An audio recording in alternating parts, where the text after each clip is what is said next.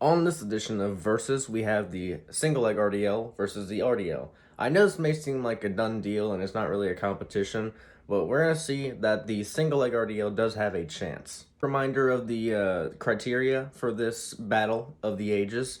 We have three categories: longevity, strength, and aesthetics. For strength, I believe this is really a no contest. The regular RDL trains all the same muscles as the conventional sumo deadlifts, so that would be the traps, the lats, pretty much all the muscles in the back, the low back, the glutes, the hamstrings, even some calves, grip strength. I can go on and on. But yeah, you get to train the deadlift movement pattern in a slightly higher rep range. I do 5 to 7 as opposed to 3 to 5 for conventional sumo deadlifts.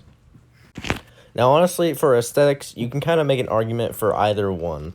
The RDL and the single leg RDL train largely the same muscles, but the single leg RDL has way more of an emphasis on the hamstrings and glutes, and even a little bit of the low back, but not nearly as much. The RDL trains more of the back muscles, so you could make an argument for that as well, because the back is a very aesthetic part of the body. However, I mean, big hamstrings and big glutes are very aesthetic, so I think the single leg RDL, you can make a case for that too. This longevity is for all the protein shakes. We all get to drink peanut butter. How lovely. Anyways, I believe that in terms of longevity, it's not really a contest. I believe the single leg RDL will serve you well in the long run. Mainly because the regular RDL, for all its wins, all of its absolute glory, it does have a lot of axial loading. Doing it twice a week like I do can definitely cause some problems for someone who is older. I can get away with it because I'm young.